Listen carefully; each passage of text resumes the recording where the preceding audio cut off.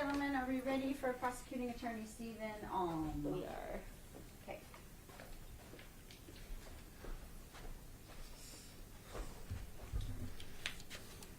Okay, good morning. We are here looking at the independent investigation regarding the arrest of Tevita Cariente on University Avenue between Varsity Place and Dole Street. We had earlier analyzed the case with Mr. Tafukitau after his day-long run around the island shooting at people, and essentially, I think, suicide by cop up by UH. And so this is the incident that happened further down University Avenue. So, investigative questions. Question number one, was the use of force used on Tevita Cariente on January 1st, 2024 justified? Question two, will any charges be filed against any of the Honolulu police officers involved in the arrest of Tevita Cariente on January 1st, 2024? Answer, conclusion, the use of force on Tevita Cariente on January 1st, 2024 was justified. As a result, no charges will be brought against the Honolulu police officers involved in the arrest of Tevita Cariente on January 1st, 2024. Let's look at the law in this situation. First, Hawaii Revised Statute 803.4 talks about on suspicion. So whenever a crime is committed and the offenders are unknown and any person is found near the place where the crime was committed, either endeavoring to conceal oneself or endeavoring to escape, or under such circumstances as to justify a reasonable suspicion of the person being the offender, the person may be arrested without warrant. And under Hawaii case law, State versus Meliar, an officer may lawfully detain a person based on reasonable suspicion. Reasonable suspicion requires specific articulable facts in which, taken together with rational inferences from those facts, reasonably warrant that intrusion. The court said neither the Fourth Amendment nor the Hawaii Constitution requires a policeman, you can tell how old this was, who lacks the precise level of information necessary for probable cause to arrest to simply shrug his shoulders and allow a crime to occur or a criminal to escape. Here, the officers knew that Tafukitau had just driven up University Avenue. And this is a person who had been driving around all day, shooting at police officers, putting multiple people in danger with his driving. And then they heard that shots were fired, an officer was hit, and the radio said, the dispatch said he's running. And it then appeared that a person matching Tafukitau's description, a tall Micronesian male, Polynesian male with facial hair and distinctly patterned shorts, was trying to escape from a location where a crime was committed. Shots fired at an officer who was hit. That justified a reasonable suspicion that Cariente was the offender, justifying his arrest without a warrant. So they had both specific facts to detain and then, but also specific facts to have probable cause to arrest. Okay. Hawaii Revised Statute 803.5, these are arrests by police officer without a warrant. A police officer or other officer of justice may, without warrant, arrest and detain for examination any person who the officer has probable cause to believe that such person has committed any offense, whether in the officer's presence or otherwise. For purposes of this section, a police officer has probable cause to make an arrest when the facts and circumstances within the officer's knowledge and of which the officer has reasonable, trustworthy information are sufficient in themselves to warrant a person of reasonable caution in the belief that crime has been or is being committed. Here the officers, again, knew that Tafukitau, who was wanted on what had happened all day, had just driven up University Avenue, that shots were fired, an officer was hit, the radio said he's running, and it appeared that a person matching Tafukitau's description, tall Polynesian male with facial hair and distinctly patterned shorts, was trying to escape from a location where a crime was committed. The officers had probable cause to arrest Cariente. Now, I think Hill versus California is the United States Supreme Court that opinion that puts it well. It upheld the validity of an arrest despite mistaken identity because the officers had a reasonable good faith belief that the arrestee was their suspect. The upshot was that the officers in good faith believed Miller was Hill and arrested him. They were quite wrong, as it turned out, and subjective good faith belief would not in itself justify either the arrest or the subsequent search. But sufficient probability, not certainty, is the touchstone of reasonableness under the Fourth Amendment. And on the record before us, the officer's mistake was understandable and the rest a reasonable response to the situation facing them at the time. And I've heard, it said the police officers made a mistake. They did. They thought that was Tafukitau when it was Mr. Cariente. Hawaii Revised Statutes use of force, duty to intervene and report unnecessary or excessive force. Subsection A, in all cases where the person arrested refuses to submit or attempts to escape, a degree of force may be used by a law enforcement officer as is necessary to compel the person to submission. Let me repeat that. That is a very powerful statement that the legislature has given authority to the police to use a degree of force may be used as is necessary to compel the person to submission. So whatever force is needed to compel to submission is appropriate. In this case, the responding Honolulu police officers believed that Tevita Cariente was in fact Sidney Tafukitau. The officers knew that Tafukitau had just driven up University Avenue and Cariente was running down University Avenue away from where shots were fired and an officer was hit. The radio said he's running. Both Tafukitau and Cariente are tall Polynesian males with facial hair and were wearing similarly patterned shorts. As a result, the officers attempted to arrest Tevita Cariente. Cariente resisted their efforts to arrest him. The officers then used such force as necessary to compel the person to submission. That's Tafukitau on the left. That's Cariente on the right. 162, 161. Okay. The picture on the left is when Tafukitau was on his around the island drive, and out at Kahikili Highway, he was T-boned in his car. He's then getting out of the car. That woman's coming up to see if he's okay. He then goes and carjacks the car she was in. Those are the shorts he's wearing. The shorts on the right are the shorts that Cariente was wearing the same day. They're very similar and part of the specific articulable facts that led the officers to believe that he was Mr. Tafukitau. Hawaii Revised Statute 703-307, use of force in law enforcement states, subject to the provisions of the section of section 703-310, the use of force upon or towards the person of another is justifiable when the actor is making or assisting in making an arrest and the actor believes that such force is immediately necessary to effect a lawful arrest.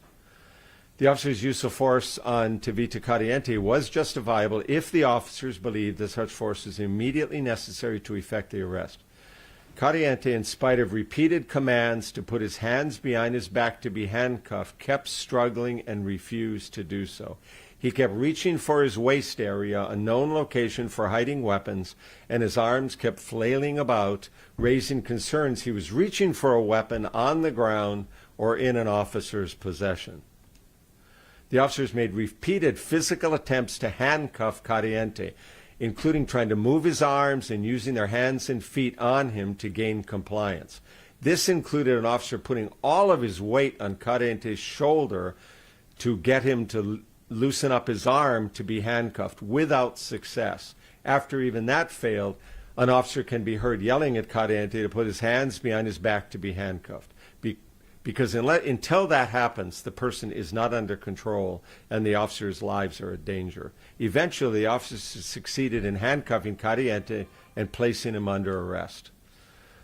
Hawaii Revised Statute Section 703-307, use of force in law enforcement. The use of force is not justifiable under this section unless the actor makes known the purpose of the arrest or believes that it is otherwise known or cannot reasonably be made known to the person to be arrested.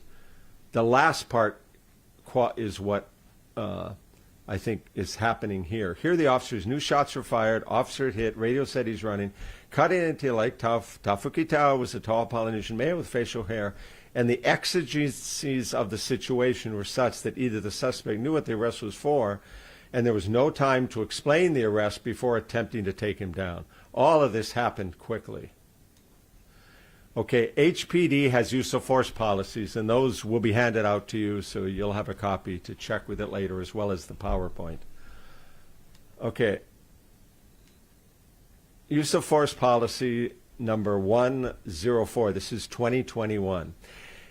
HPD officers are allowed to use reasonable force. It must be objectively reasonable in light of the facts and circumstances as the officer perceived them to be at the time of the incident. In this case, the responding officer believed that Tavita Kariente was in fact Sidney Tafuki Tau. They knew that Sidney Tafuki Tau had tried to kill his ex-girlfriend that morning by shooting her 3 times with his AR-15, had been shooting at police officers all day, and that included the ones up in the helicopter, and put people at risk driving in the opposite lane for miles out on the North Shore. He had been shooting at police officers all day and had just shot and hit a police officer further up University Avenue. Were the officers' use of force then objectively reasonable? In determining the reasonableness of the officer's action, the first factors to be considered is the severity of the crime committed by the suspect. Here, that would be attempted murder in the first degree, as was what Mr. Tafuki Tau was being investigated for. And he was wanted on warrants for multiple counts of attempted murder. And attempted murder in the first degree, attempting to cause the death of a law enforcement officer arising out of the performance of official duties. The more serious the offense, the greater the justification for the use of force. In this case, Tafuki Tau had shot his ex-girlfriend. He had been shooting at police officers with his AR-15 all day and had just shot and hit an officer further up on University Avenue. The second factor regarding the reasonableness of the use of force is the level of threat. Here, Kariente was reaching for his waist area, and Officer 4, based on his training experience, thought he might have a weapon there. Officer 5 thought there might be a weapon nearby. He was observed to have something in his right hand as he was running down University Avenue. It turned out to be a cell phone. Officer 2 was concerned that Kariente was near his firearm when he was trying to subdue him. The third factor regarding reasonable force is the subject's level of resistance. The greater the level of or behavior of resistance, the greater the justification for greater use of force. Here it was active resistance when the subject physically counteracts an officer's attempts to control the situation that creates a risk of bodily injury to the officers. Kariente kept resisting multiple officers' attempts to handcuff and arrest him. He refused to put his hands behind his back and kept reaching for his waist area and flailing his arms around, raising concerns he was reaching for a weapon he had on his person or was nearby, including on the ground or in the officer's possession. The type of control force options for officers to use when effected on arrest include physical confrontation consisting of strikes, kicks, takedowns, strong grabs, wrestling, and other active physical measures to control a resistant or violent person. These are also referred to as empty hand techniques. It doesn't have a weapon, like a nightstick or a gun. And the United States Department of Justice, a couple-page handout is attached to the use of force policies that you'll be getting.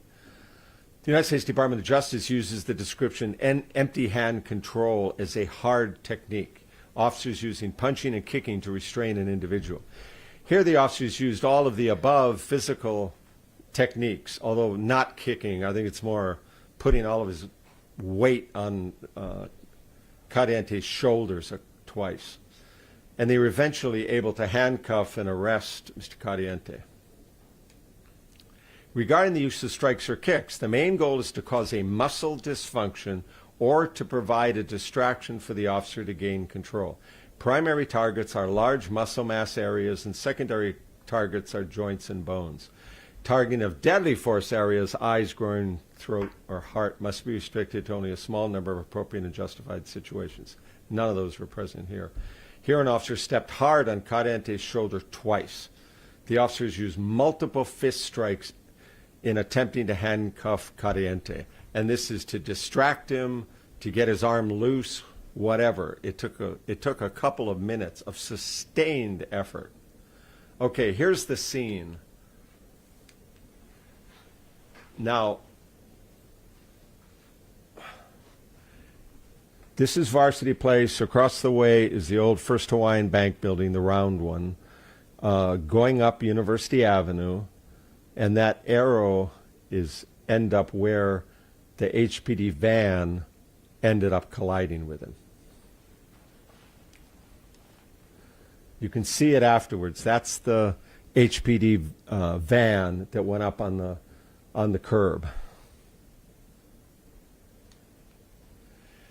Now these are the different officers, and at the end we'll show a body worn camera showing this scene.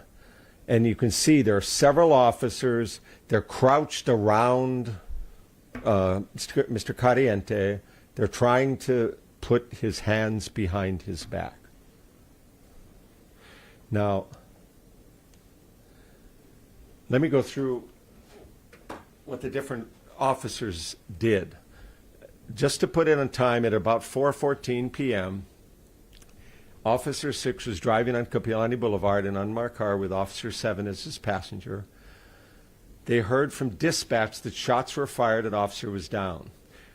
Through the radio, they heard gunshots and a male yelling. Officer 6 then turned up University Avenue, hearing he's running on the radio. Officers 6 and 7 saw Caliente running Mauka up University Avenue.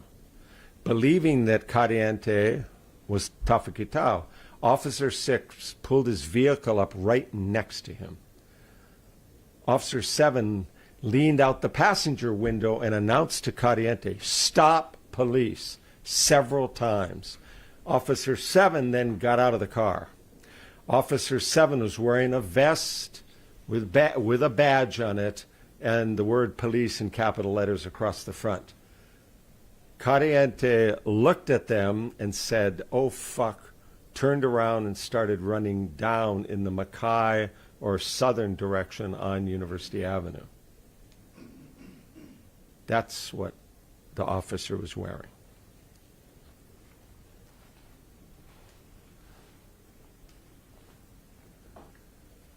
Officer 1 saw that Caliente was fleeing from a Honolulu police officer now running south or Mackay bound on University Avenue.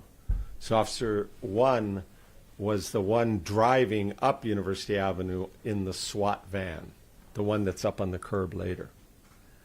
Based on his location, appearance, and clothing, Officer 1 also thought Caliente was Sidney Tafokitau.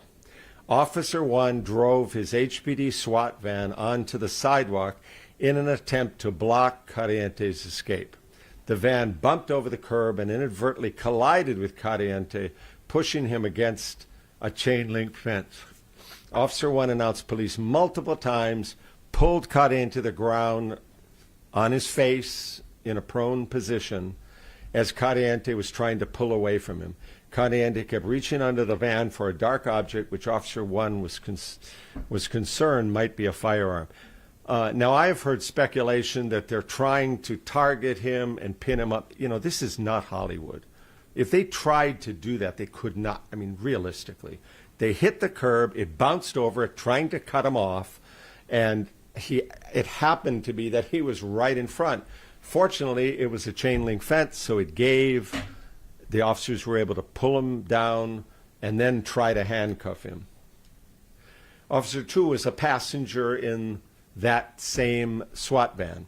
He too thought Caliente was Tafakitau. He attempted to place Caliente in handcuffs. Caliente was on his stomach, kept reaching for his own waist area. Officer 2 struck him twice to the torso with his fist without success. Officer Caliente grabbed Officer 2's left foot and would not let go. Eventually, Officer 2 was able to handcuff Caliente. Officer 3 assisted in trying to control and arrest Caliente. Caliente was fighting and struggling and trying to break free. Caliente got up on an elbow and was trying to stand up. Officer 2 was trying to hold him down. Officer 3 saw dark-colored objects on the ground near Caliente and was concerned they were weapons. Officer 3, thinking it was Sidney Tafakitau, was concerned that he had shot his ex-girlfriend earlier in the day, shot at least one police officer, was wanted on multiple warrants for attempted murder. He yelled loud commands, "Police, get on the ground, get on the ground." Caliente refused to comply. Officer 3 tried unsuccessfully to leg sweep Caliente's left arm. He then shoved Caliente's upper back with his foot to keep him from standing. Caliente continued to resist and fight, despite other officers yelling for him to stop resisting and place his hands behind his back to be handcuffed. Officer 4 assisted other officers in trying to handcuff and arrest Caliente, who he believed was Tafakitau. Caliente continued to resist and placed his hands under his body near his waist. Through training and experience, Officer 4 knew the waist area is a common location for suspects to conceal weapons. Given Caliente's continued efforts to resist getting handcuffed, Officer 4 hit Caliente in his shoulder area 3 times with his fist. He then yelled, "Stop resisting." Then Officer 4 used his right foot and put his full body weight on Caliente's right shoulder. Eventually, Officer 2 was able to handcuff Caliente. Throughout the incident, Officer 4 gave Caliente verbal commands to stop resisting without success until he was eventually handcuffed. Officer 5 ran to the van to assist in arresting who he thought was Sidney Tafakitau. Officer 5 announced he was police, ordered him to place his hands behind his back. Caliente was yelling and resisting, continuing to pull his hands under his chest, preventing the officers from handcuffing him. Officer 5 delivered several distracting strikes to Caliente's torso with his fist and pulled on his left arm to enable handcuffing. Eventually, they were able to handcuff him. Now, what I want you to look at here, and we'll pass around a smaller version of it. What you can see here is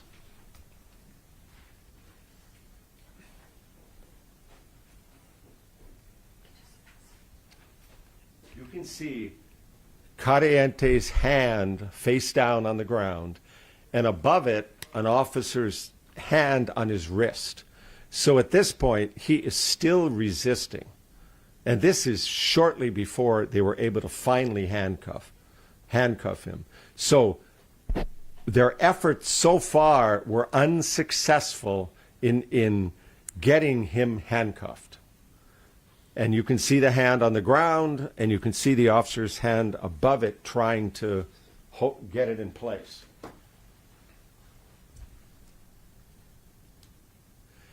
Okay, Caliente was interviewed a few times. He said he knew Sidney Tafakitau from the clubs. He knew Sidney Tafakitau was being chased. At the time, he was in an apartment with his father just down on Varsity Place. He says he ran out to record it. He admitted to having Tafakitau's name and number in his cell phone, listed as Nuke Town. He admitted to calling Tafakitau twice that day, but he didn't answer. He thought the first officer who pulled up beside him, you remember you heard officers 6 and 7 saw him running up University Avenue. They pulled right next to him. The officer in the passenger seat leaned out and said, "Police, stop." He thought the first officer who pulled up beside him and got out with a gun and was yelling at him was Pepe's boy with a gun. Caliente knew Tafakitau as Pepe. So I don't know what that means, but he thought that was Tafakitau's boy with a gun. He also said he didn't know that the first person who got out of that car was a police officer. That guy.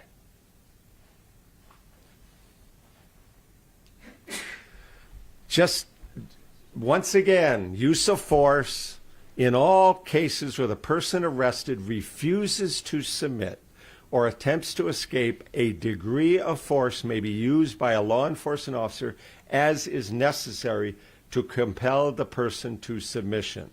That's what they did in this case.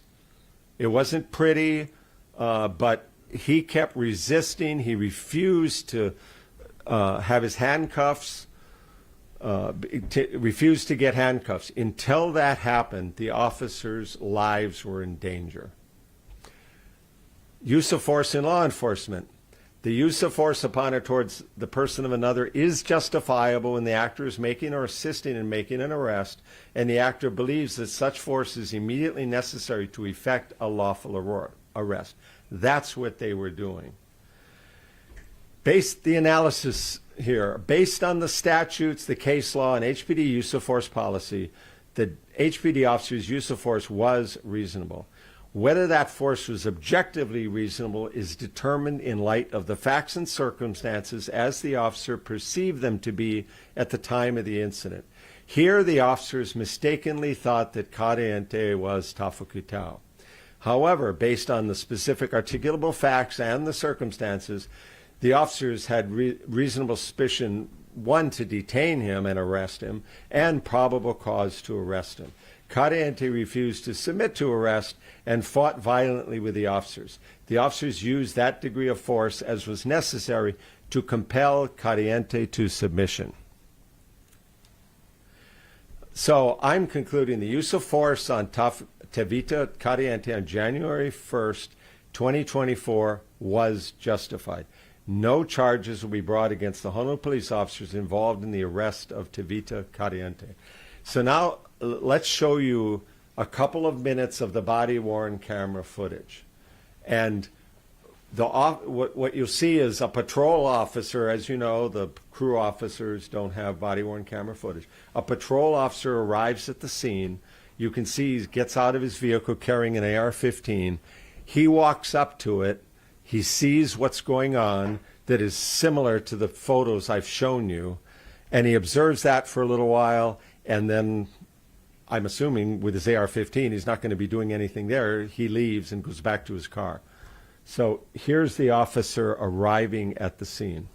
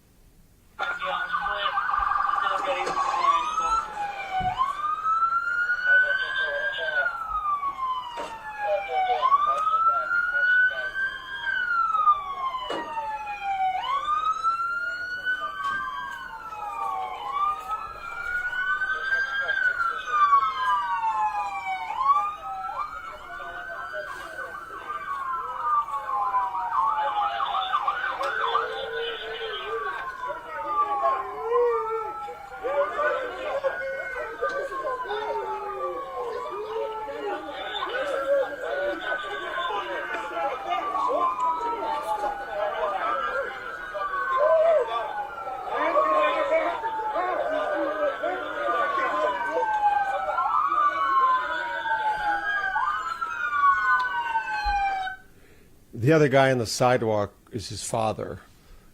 They had come out together from the father's apartment and were heading up University Avenue. The guy who's crying. Right. Whoever's crying, that's yeah. Father said, yeah, I could see they were cops. Now, arrests of people that do not want to be arrested are often violent encounters. That's why the legislature has given the police to use whatever degree of force is necessary to get to submission. And if you have never seen somebody getting arrested who doesn't want to get arrested, it is a violent encounter. People fight like hell not to get arrested. And there are numerous examples of how this put HPD officers at risk. The last case I did when I was a deputy prosecutor here before becoming the United States Attorney was the murder of Officer David Ronk by Clyde Pinero out in Maili. Officer Ronk was serving warrants. He had gone the day before, and Pinero had run out the back door, so he went the next day with a couple of fellow officers who he talked to at lineup. He came in the front door. Pinero was hiding in a big toy box. He jumped out of it, and they struggled. Now Officer Ronk was a lot bigger than Pinero. I think he was probably about 220. Pinero was maybe 150, but wiry and strong. Pinero managed to take the gun away from Officer Ronk and fatally shoot him. We had a case recently where Hoku Okalani Petak was being questioned about a road rage incident. When the HPD officer's head was turned, Petak attacked him with a car jack, striking him in the head and knocking him out and down to the ground.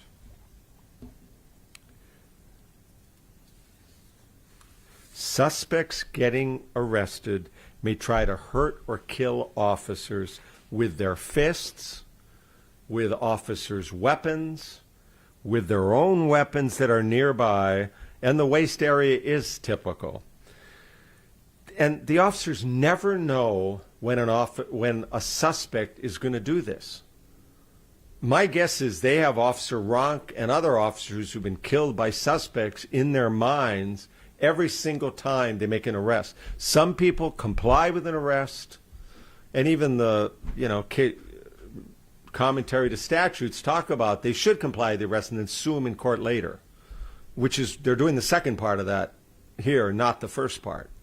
But this is often a potentially life or death situation every single time the officers arrest somebody. Every arrest could end up that way. And that's why they gave the authority to use as much force as they need to get this. Now, you can see from the officer's statement, you can see from the body-worn camera footage, the officers were not out of control. They're not running up and kicking him. They are professional. They are doing this. And I've seen this with the crew units and with the SWAT people. They are used to dealing with arrests. The patrol people, not as often, but the folks in the crime reduction unit and the folks in SWAT are used to dealing with arrests. So they don't get angry when suspects don't comply, but they do their jobs. And that did include force. And the officers talked about that. Multiple fist strikes, trying to distract him, trying to get him to loosen up his arms so they can handcuff him.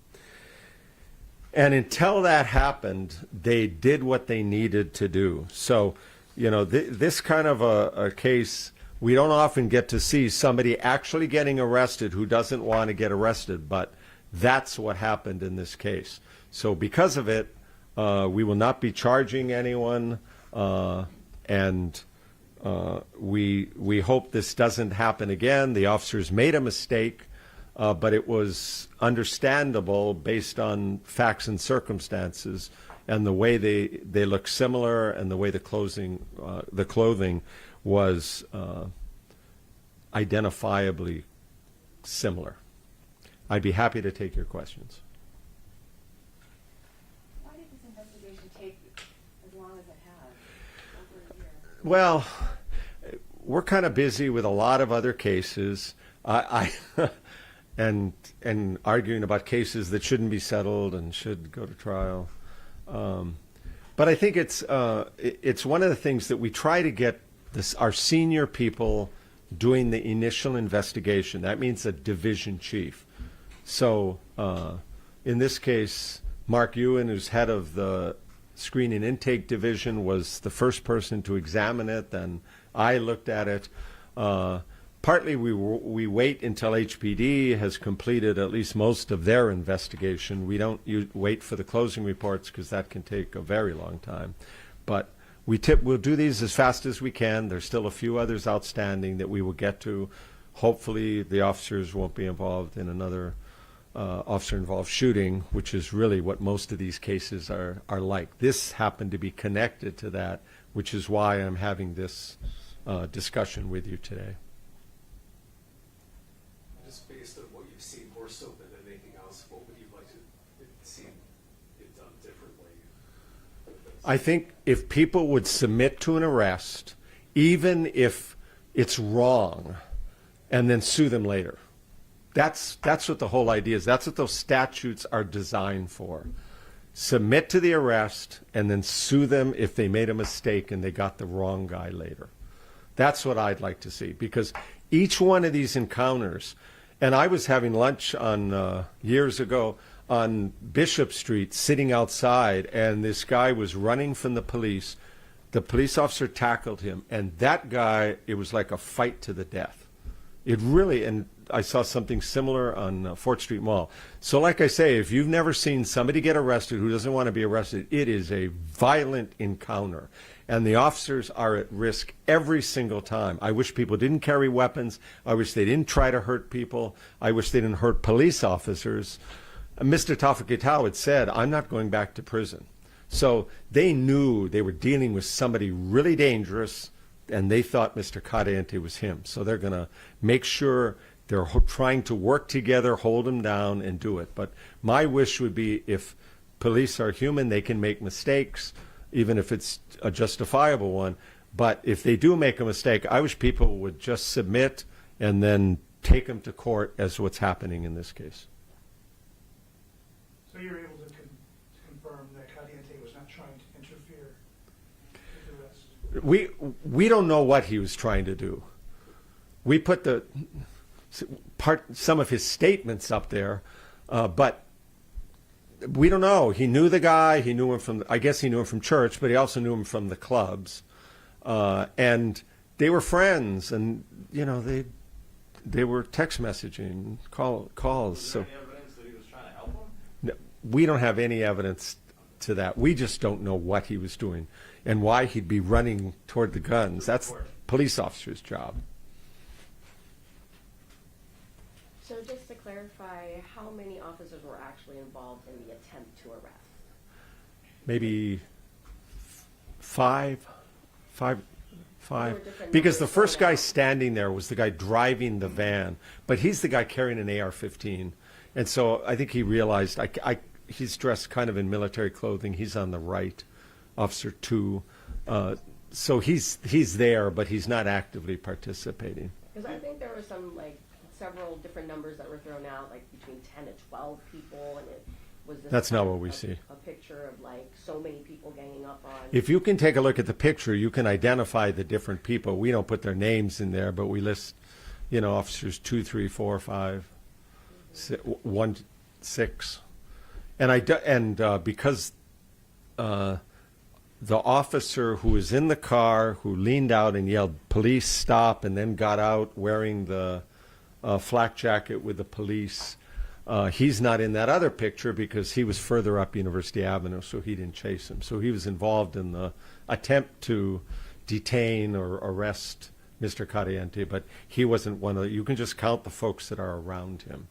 And you can see pretty husky officer trying to put his foot on him, and that didn't work immediately. Soon after that, and if you listen carefully to the video, you can hear, even after that, somebody's yelling, "Put your hands behind your back," which means he was not under control yet.